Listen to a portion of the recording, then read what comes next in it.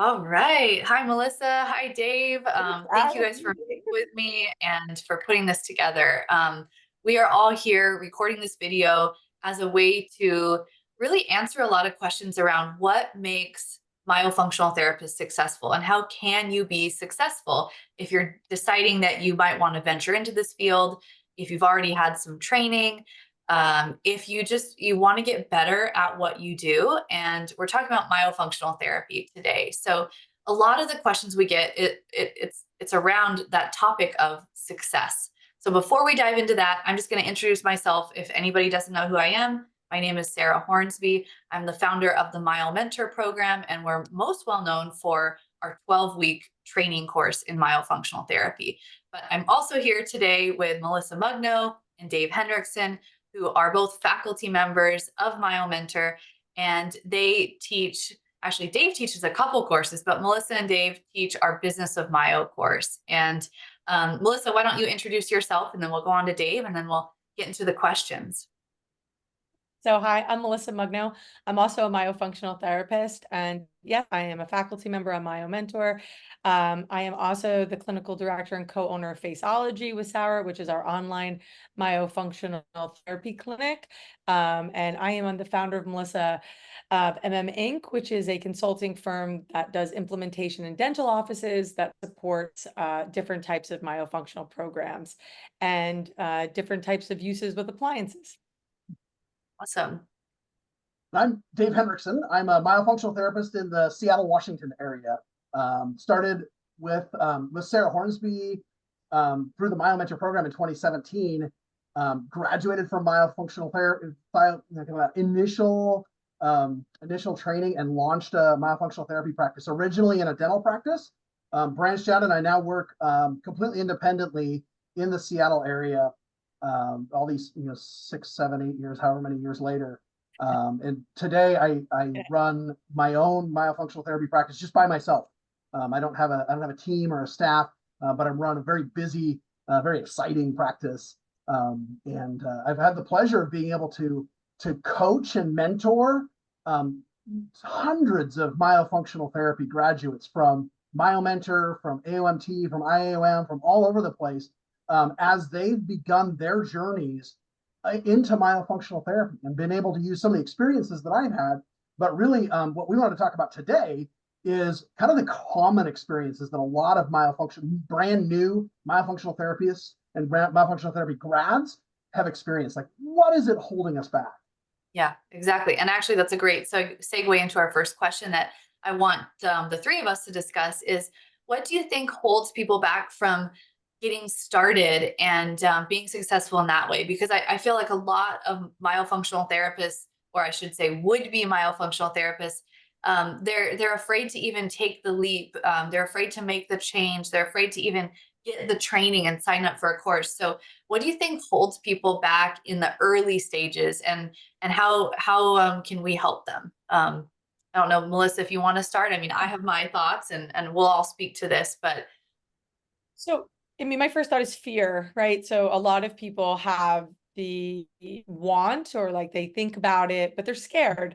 A lot of people are just scared of the unknown. They're nervous and they tend to just stay where they're comfortable. My favorite saying is like, it's not easy to become comfortable being uncomfortable. And that's really what it's all about, is like, how do you push yourself so that you can grow, because really you only grow in those uncomfortable circumstances. So that's really, I think, the first issue. And I think there's just something protective about, what's familiar, and therefore there's a little bit of a limited belief system there. So I really do think fear is the first place and the first concern. what do you think, Dave? I think I would totally agree that fear is the number one thing, and it's not just the fear of the unknown. We like to be comfortable. We want to come home from work and we want to wrap up in our comfortable blanket and lay on our couch and watch television and just veg out from a day of perhaps a day that we didn't really enjoy at the office. Yeah. But we often retreat back into this comfort world, our comfortable place, and going into areas where we're uncomfortable, whether it's we're hiking into some place that's uncomfortable, which is kind of my area of expertise as outside of the myofunctional world, but also like moving ourselves professionally into places that we're uncomfortable, where we're fearful, where we're unknown, where we just might not know everything. As hygienists, speech and language pathologists, dentists, we have this strong desire to be the most knowledgeable in our field. And as soon as we admit that we don't know everything, it becomes very, very uncomfortable. And I think a lot of people end up in this state, myself included, where I just want to stay here where it's comfortable and it's cozy, and I'm afraid to kind of move forward. But as I think about other things, there's a whole bunch of stuff. As I've talked to these hundreds of myofunctional therapists and myofunctional therapy grads, like a lot of things come up is like, I think the number one thing that people will say is, I don't have time. Yeah. Like, I'm busy. Like, I've got a couple of kids, they're in sports, I'm working full time, I'm doing all these things for the house, and where would I even have time to launch something new? And I think that's a really common thing that people will say. Yeah, I agree.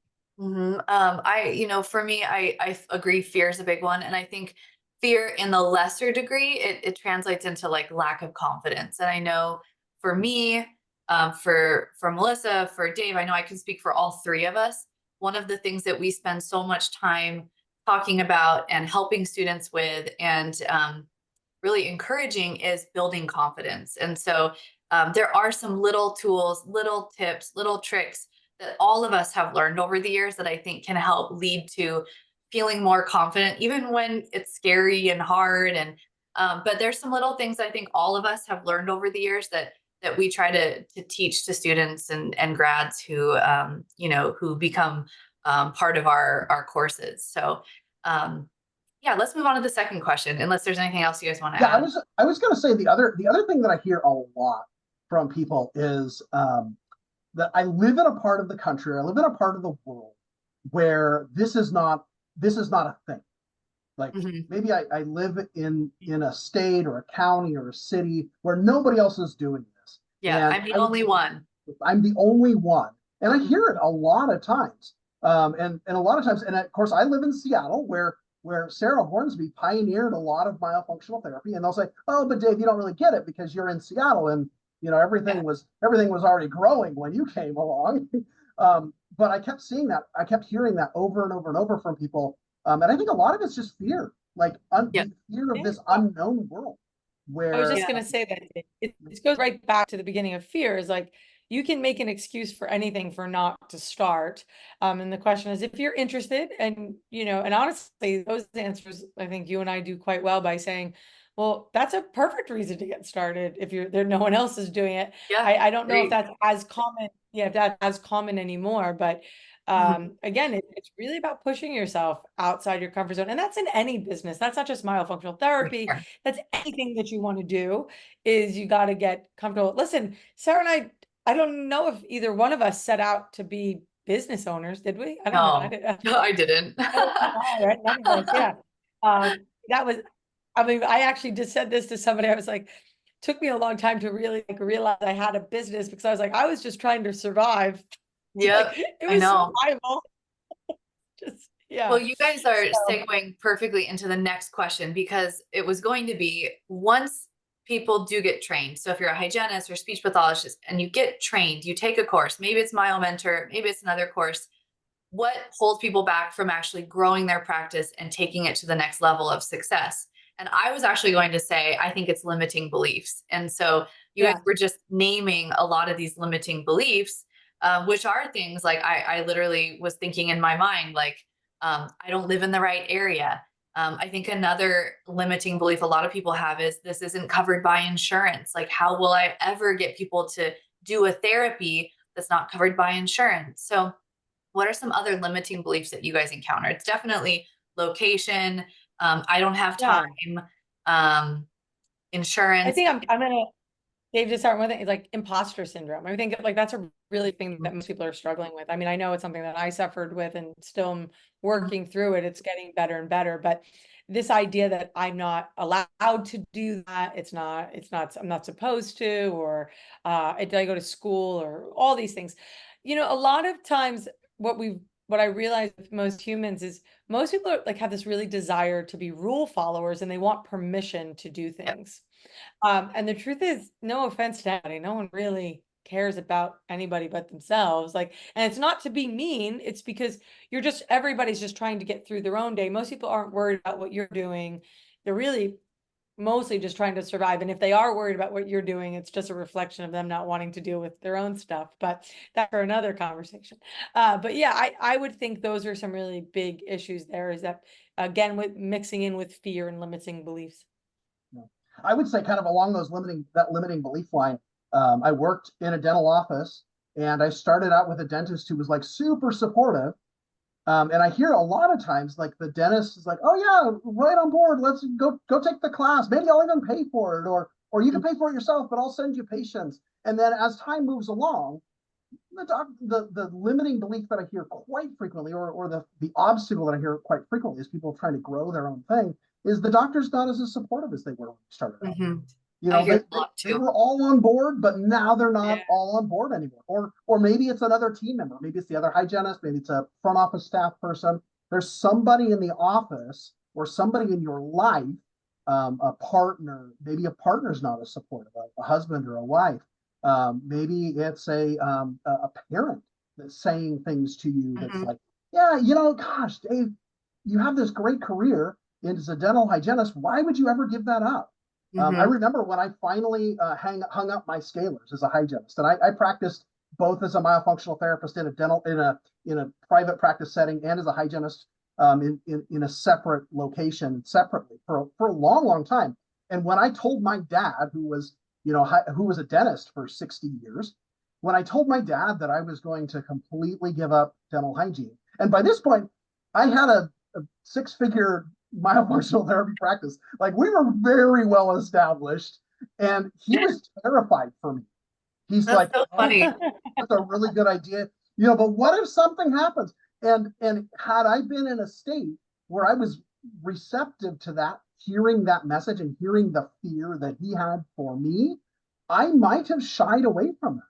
And so I hear that a lot of times, where somebody in your life isn't as supportive as they once were, and drops those little negative feelings and negative thoughts into your brain, and then you follow the breadcrumbs, and you're like, "Oh my gosh, maybe I can't do that. Maybe I am." Yeah, that's it brings up another thought for me, which I'm very passionate about creating a community. And I think from the very beginning, with the MyoMentor program and everything that I set out to do with training, or with even when MyoMentor was just a little study group and it wasn't anything big, I felt so alone in the field that all I wanted to do was create this like community that I felt like I belonged to. And so I kind of, built something around me that I felt like I could belong to, even though I created it, which is kind of funny. But I think what we all believe in so much, and Dave's done this on a local level in Seattle, Melissa's done this in many levels, but creating that community and where people feel supported. So even after you get training and you're out, practicing, it's really important to find the other hygienists, dentists, whoever they are, speech pathologists in your local community, but then also being able to have an online community, and just a place where you can go when you have questions, when you need support. And I know that's something the three of us believe in, and that we really bring into our like educational processes. So I don't know if you want to speak any more to that. I had one other thing. I wanted to bring up. And we started out kind of this talk about like what keeps people from moving to the next level. We kind of get started a little bit, and then and we talked a lot about limiting beliefs and that sort of thing. Another thing that I really think holds a lot of people back from going from like, "Hey, I have some knowledge," to "I'm successfully running a business," or "I've built a business." In myofunctional therapy, we talk about structure, function, and behavior as the three things that we need in order to build good myofunctional health. We need structure, function, and behavior. In the business world, we really need there's things that we need that are like structure, function, and behavior. We need a mindset, or a growth mindset, to really make it work. We need knowledge and experience, and then we need some really good business systems. And if we have those three things, it really is like structure, function, and behavior. That is the core of what can make a good business structure. And I don't think that happens by accident. I don't think that every once in a while we get lucky and we just sort of stumble into and bump into that systems, knowledge, experience, and mindset. But it really doesn't happen that way. And I told you that I started my myofunctional therapy practice after doing MyoMentor. Well, before I did MyoMentor, in my life as a dental hygienist, and before that, in my life as a Boy Scout camp director and a national camping school instructor, I learned mindset, systems, and experience that I was then able to kind of add into this knowledge, this new knowledge and experience that I was gaining as a myofunctional therapist. I was then able to take that and build business systems around that.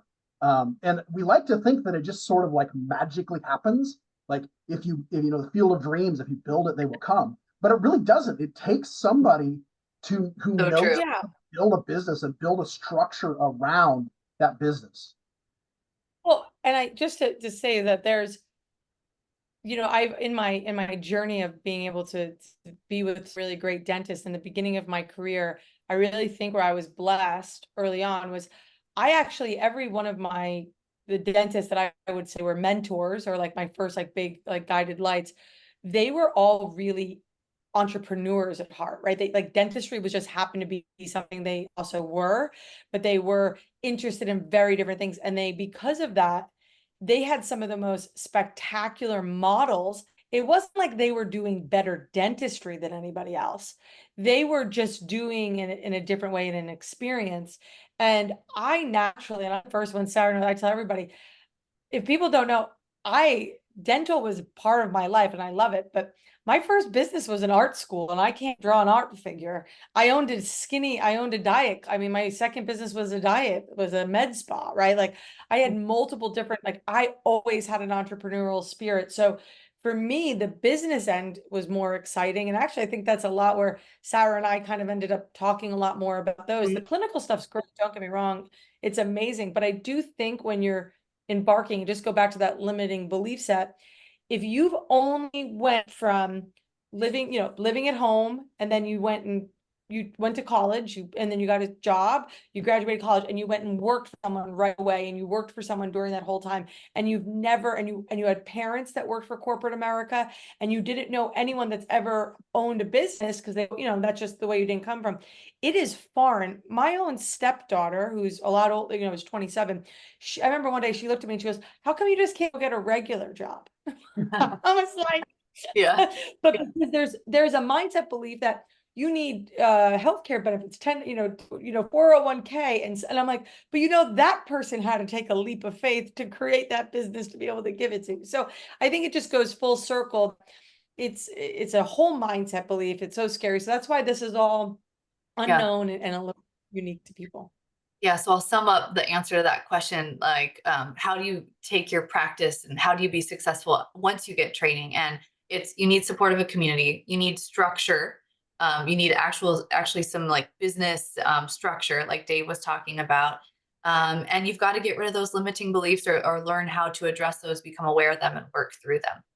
So let's move on to our next question, which is if you are getting into this world and you're especially a hygienist, and this relates to speech pathologists too, but how do you just decide which career path to take? Is it going to be the business route? I'm going to start my own business. I'm going to go out and forge my own path. Or if you're a hygienist, I'm going to go work for a dentist, or I'm going to do this myofunctional therapy in a dental office. If you're a speech pathologist, you can go work as part of a speech practice or clinic, and not necessarily start your own business. So what do you guys think about like helping people choose that career path? What will make people successful? Because I have some ideas, but maybe Dave, I'll let you speak to this first.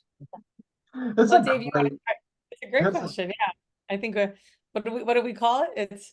What's the first thing? Find the definition of, you're right. You need to find you, right? You got to figure out who you are and what you want and what's your plan for yourself, right? So it's looking inward to figure out what's the right path for your thing. And that takes a little bit of dissecting of like, what is your big audacious dream?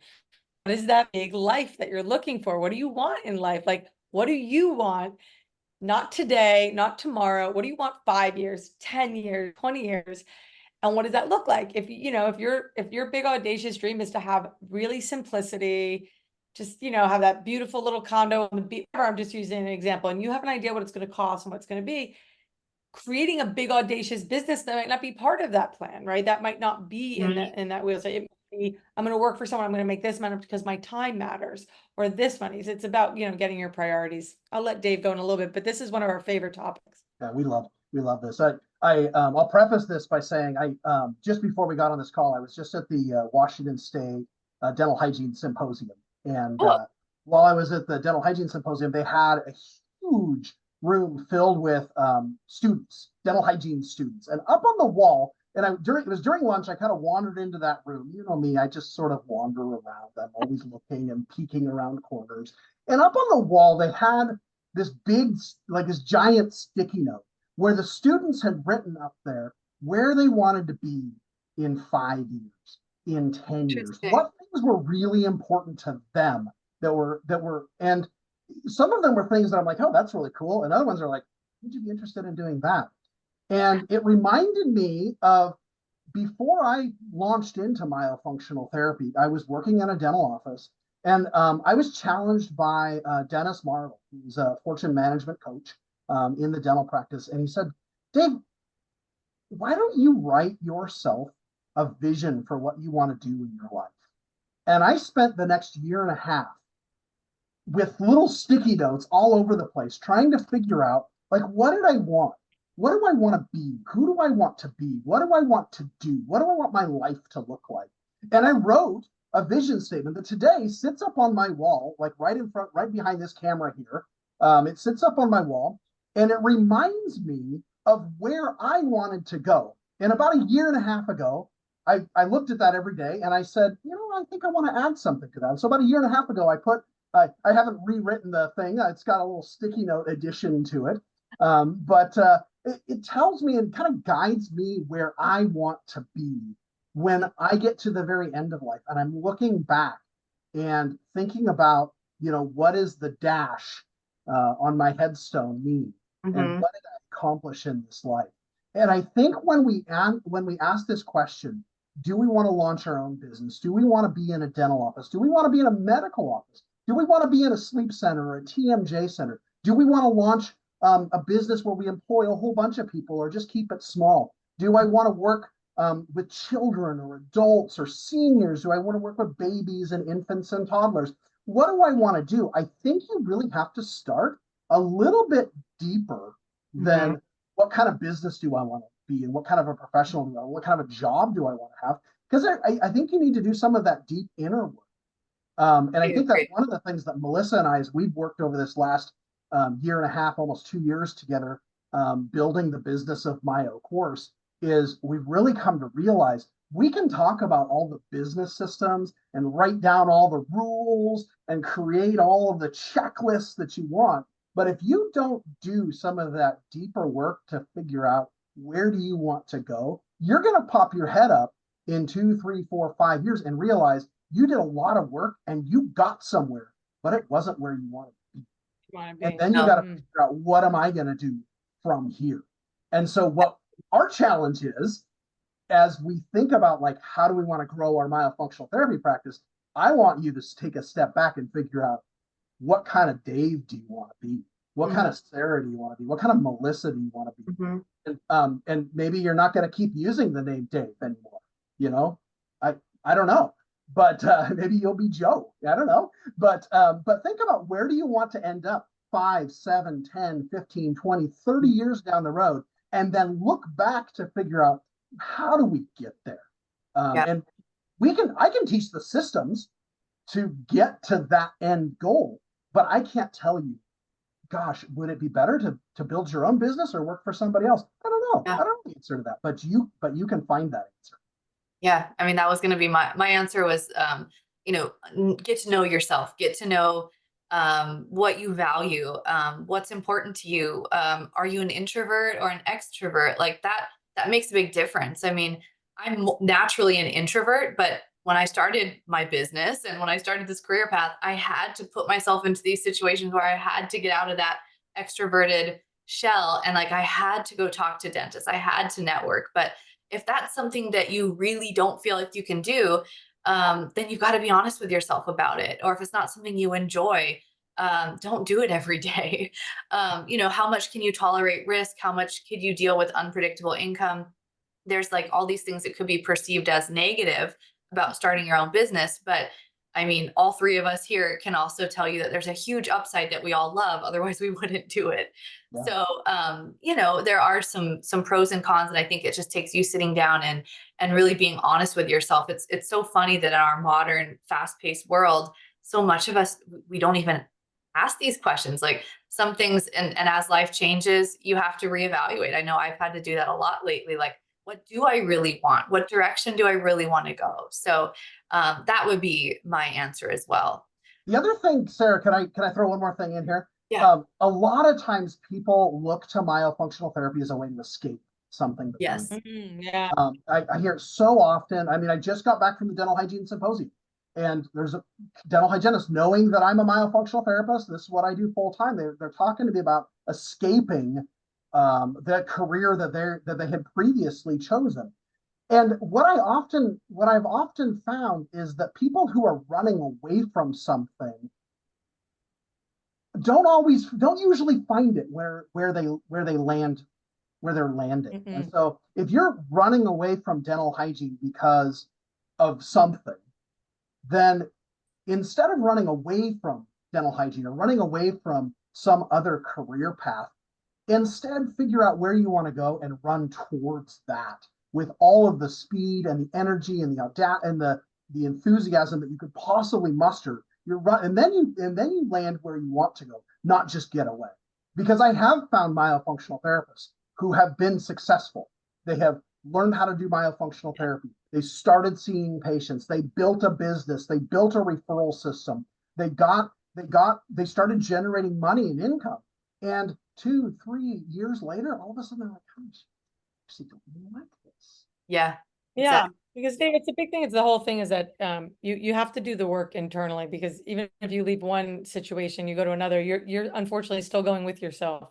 So you need to spend time making sure that you do that. And listen, that's hard right there, right? So we both, I know, Sarah, for the 12-week foundation course, we get all these amazing people that come in and they're so excited and they're interested, and they they'll come and they're constantly like, tell me how to do this. How do I do, like, they're very, and it's great. We're giving them such information, but it's like, it's okay. Like, just let it flow a little bit. You're learning something, take that little time to navigate it and go through it. It's a bit about trusting yourself and just trusting the process. And yeah, just keep it simple. But I think between everything, it's a really great way to get a chance to find out who you are, what you are. And it's just it's an amazing life option. It's a nice change. There's so much power in what you can do when you have your own business and you have this great community that you've helped us create, Sarah, and with the platform. So yeah, very exciting stuff. Well, for our last question, and again, this is about success. So for the last topic that I want to talk about is, what about clinical success? So we've been talking a lot about kind of, all of these bigger kind of like high level concepts, but like, what about the nitty gritty? Like clinically, how can we be more successful with our patients and our therapy outcomes? And how do we just be a good therapist? Melissa, do you want to start us off with this one? Yeah, so treatment planning and consistency is really about knowing about where you're going, right? You can't really set somebody's treatment plan up if you don't know where their destination is. And that's usually where people get lost, is that in this world, and we try really hard, I know, with the educational tools that we have, we want to let you know everything that's out there, and that there's a pro and a con to that, because sometimes you peel back this onion and there's so much. So we get asked a lot about dental appliances and things like that, and I think we do a really good job at saying it's important to know what all these tools are, but you don't need to know how every nuance works. That's not your niche. You just need to know understanding it. So a lot of times people get lost in the treatment planning because they get lost in somebody else's niche, right? So, I'll get a question about, well, I don't know what appliance to tell them to go into. And I'm like, well, no, that's not your job to tell them what Yeah. appliance to go into, right? Your job is to, and we were just on this, I'm very blessed. I feel lucky that people ask, Dave and I, hundreds of people ask different questions. They'll send these very long, very detailed emails, and I'll say, what were their OMDs? And OMDs is the acronym for oral myofunctional disorders. I go, what were the disorders? And they were like, oh yeah, and I was like, that's your What need. matters. That's what you Yeah. that's it, right? Like, so I always say start treatment planning with what you know, and then treatment planning can get quite easy because you're going to treatment plan them to get them to the destination in which you can guide them. That's where you're in charge of. It is amazing that as really good myofunctional therapists, you have a depth of knowledge that you can say, hey, watch out for this, or this is going to come up on our left. We're going to be a little careful, expect turbulence up here on the right, or you know what I'm saying? Something like that, because we're preparing them to guide them. And we always talk about, I always say, like, the best myofunctional therapists are like airway traffic controllers. We're guiding them through this. And so treatment planning in series is easy as long as you stay in your lane.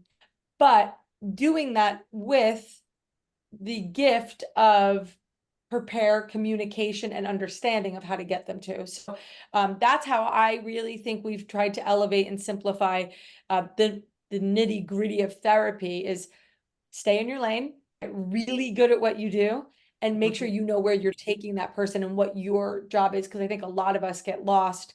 Well, no, I think naturally we care so much. So we wear so much. We put so much in our own backpacks, and then we take that on our own journey and now wearing all these other people's responsibilities on our own end, meaning Yeah. in treatment planning. How I'm making the decision of somebody who went to school for 12 years as an ortho specialty and Yeah. knows those things.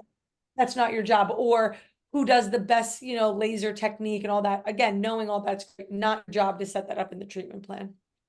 Exactly. What do you think, Dave? Yeah, I mean, it's the answer is the same, really, knowing where you're going. And I use this mountain that sits behind me on the wall. This is Mount Rainier. I'm in the Pacific Northwest. It's a very prominent mountain. Everybody who lives in the Pacific Northwest knows Mount Rainier. And I tell all of my patients, my goal is to get you to the top of Mount Rainier. The top of the Mount Rainier is tongue on the roof of the mouth, lips closed together, breathing through the nose, correct chewing and swallowing pattern. And if it's anything beyond that, we might need a helicopter to go to another mountain. We might need somebody else who has a different expertise, but I know how to get to the top of this mountain. And I go there 8, 10, 12, 15 times a day. I know how to get up there. And I think a lot, and just having that visual for me is really, really helpful to know, like, we have a goal. We are, and the kids that I work with love the mountain because they're like, where are we at in the mountain? And sometimes Great. Therapy, and I'm like, I'm not exactly sure where we are, but we're somewhere in the snow field. Let's get our snowshoes on. We're gonna plunge ahead. But this is one of the challenging things. Go ahead, Melissa. No, I was going to say, I mean, like, again, that simplicity of it, it's so beautiful. And again, people tend to make things more challenging because they're insecure that they don't have value for whatever they're either charging someone or something else. So I feel like if I make it, it's the illusion, if I'm talking about dental appliances, I'm talking about this and I'm doing all that. And I don't, again, nothing's done with malice. It's just with intent. So you're feeling it. And what I'm saying, like, getting to the top of that mountain successfully, adequately, with the least amount of resistance, and able to enjoy the ride and being able to build awareness holds so much value and makes everything else so much greater. Sarah, I mean to say, like, in a beautiful way, I think going through some of these things is we teach you exactly how to get to the top of the mountain. Just because you chose to go off and go to the right and to the left, it's like, follow the plan ahead. Don't take your own route. Yeah. So. I mean, I think the point you guys are hitting on is, like, we all believe in just, like, simplicity. And that's why I love, the 4 goals of myofunctional therapy. All of us talk about it all the time. We tell every patient that. I talk about it in MyoMentor. We try, I think, all of us to be very streamlined in our approach to therapy. I know that's what I teach. I mean, the fewest exercises possible to achieve these goals are what I want to do. The fewest sessions possible, the fewest tools and extra stuff. Like the most efficient and effective way that we can do therapy to get us to the top of the mountain, as Dave said, really, I mean, that's all. Like, I just want patients to be successful. So we don't need to make it complicated with thousands of exercises and hundreds of tools. And, I think it's so tempting in this field to make it so much crazier and way more overwhelming than it needs to be. And I think all of us are on the same page with just streamline, simple, reach the goals. And, that's how you get successful. So the other thing I'll say kind of along this line is experience really does matter. mm-hmm. And we like to think that as a brand new myofunctional therapist that we have all of the answers. I definitely did as a hygienist. I got out of hygiene school and I thought I knew everything. Okay. And I'm like, I can look at that x-ray and I can see, the weird, I don't even know what they're called anymore, but some pathology, because I took pathology just like last week. And I think we kind of get to a place where we need it, almost like we graduate from college and we need a job. And the jobs all say experience required. But they're like, well, how do I get the experience? Well, you got to go do the job to get the experience. Biofunctional therapy is exactly like that. You need experience. But the only way that you can get experience is to begin to treat myofunctional therapy patients and myofunctional disorders. And so the way that you get experience is by climbing the mountain over and over and over again. And acknowledging that as you go, you're going to keep learning more new things. And you're going to learn, gosh, in practicing myofunctional therapy, I learned something new. And that new thing might have helped a patient 6 months ago. And I have to be okay with the fact that I just don't know everything. The other thing is tying into the experience of those that are around you. And I think that being able to connect up with other graduates of myofunctional therapy programs, other members of study clubs, connecting up with dentists and orthodontists and sleep physicians and all the other professionals that support the 4 goals that we have and helping our patients to achieve those 4 goals. That's really the experience that layers in. And I think one of the best things that new myofunctional therapists can do is to tie in with other experienced professionals to help them learn how to manage these sorts of things. And Melissa and I have seen over and over and over again that just having a little bit of help, a little bit of guidance, a little bit of clinical support, a little bit of business support, a little bit of mindset support can help you get really successfully launched on your journey. Yeah, well, I'm glad, again, Dave, you're so good at these transitions for me. I was going to say, let's wrap up the video and let's leave anyone who's watching this video with a little bit of information around what we offer at MyoMentor. So Melissa or Dave, whoever wants to talk about it, why don't you share about the business of Myo Course and what that's all about? Yeah, absolutely. Well, if you're I was actually going to say, why don't we start? I'd like to start with the foundation course, because Perfect. to be honest, that was, I was practicing myofunctional therapy for a lot of years before I ever took it. Sarah and I were already at that point in our careers. We were actually colleagues, and we were both on faculty with a group in LA, and we were both lecturing, and I was, doing myo, and we were sitting, and she's like, "Hey, I'd love for you to take." And I'll never forget taking I was the first 4 classes, and I text her and I was like, "Where has this been?" She like chuckled, and everyone chatted.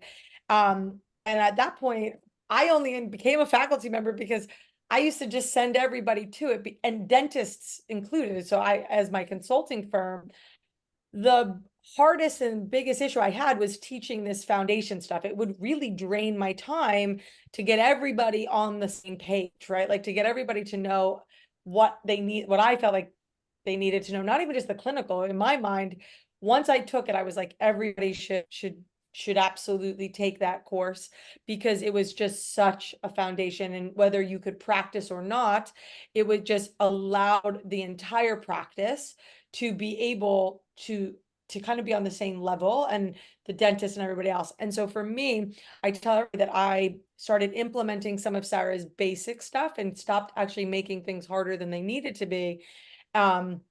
I brought that into the consulting side, but as well as into my practice. And I had a solo practice at the time.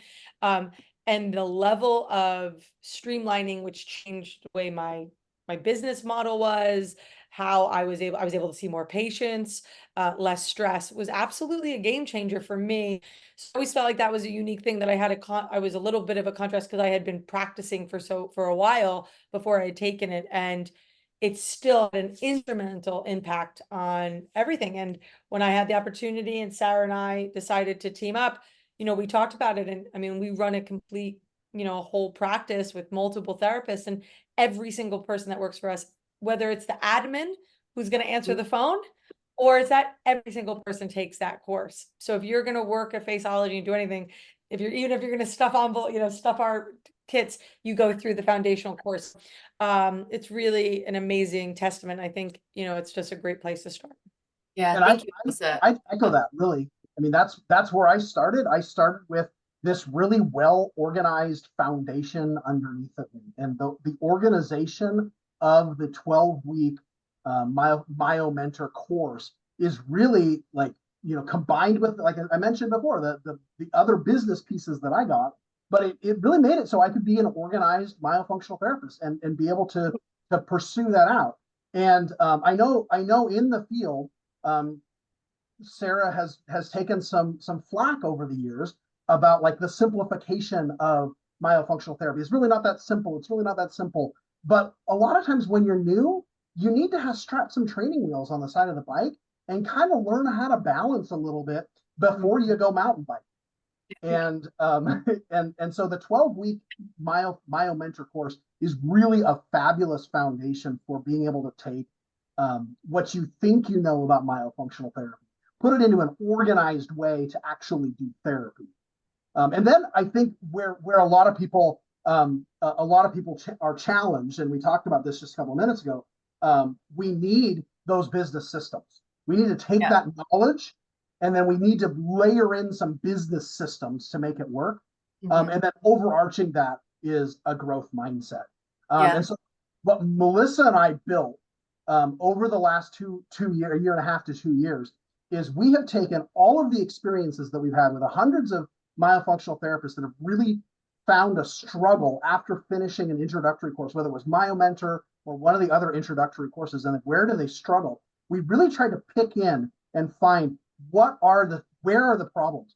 Where are they bumping up against? Where are they at? And we start with mindset and really kind of instilling, like, mindset and life vision. And, like, what do you want to be? What do you want to be when you grow up? Where do you want to land? Where do you want to have this all fit together in your life? And then we take some very practical things. We'll actually walk you through, how do you build out a software program that can help you keep track of your notes and your calendar and your schedule and your money and the income and the outflow, and how do you do that? How do you do things over the internet? And that sort of thing, like the really practical nuts and bolts thing that everybody was struggling with.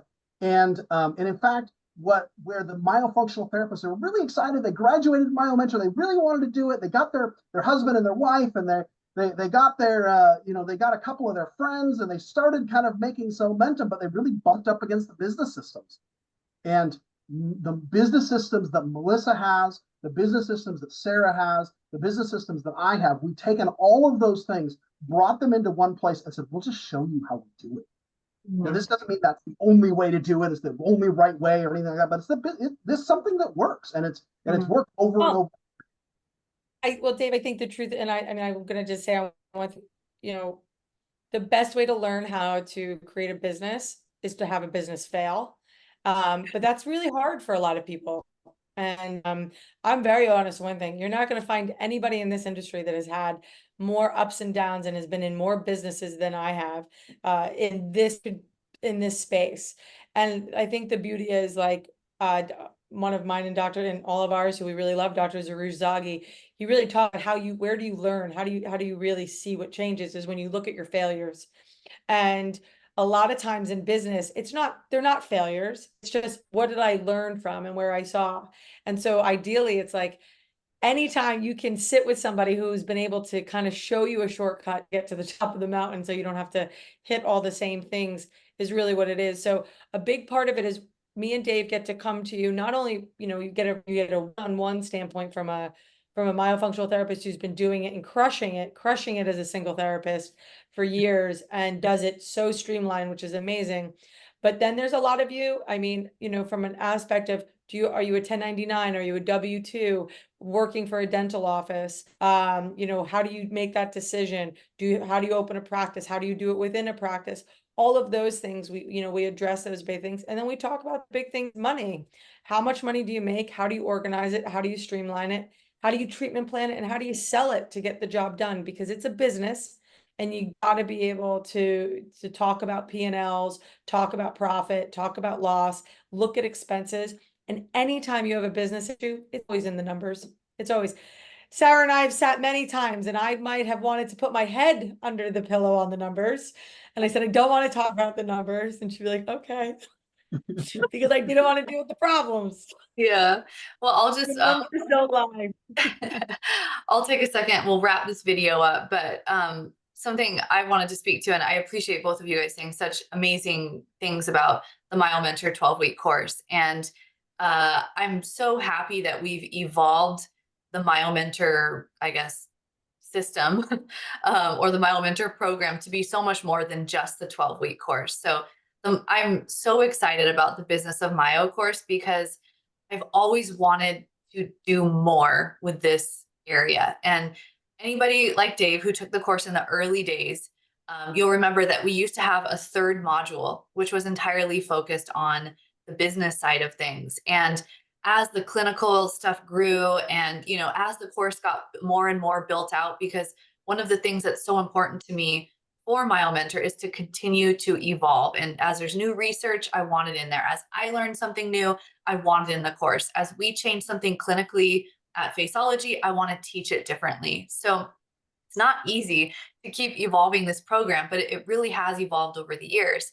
And what we've had to do is take out some of that business stuff because there's just so much content. So I do still have a module 3, but what I think is so important about the Business of Myo course is it just expands on everything I talked about in module 3 and just allows Melissa and Dave to go so much more in depth. So I think between the 12-week course to get your foundation myofunctional therapy training and our Business of Myo course for those of you who do want to take your business skills and practical clinical skills to the next level, I really think it's a great program together. They're great programs separately.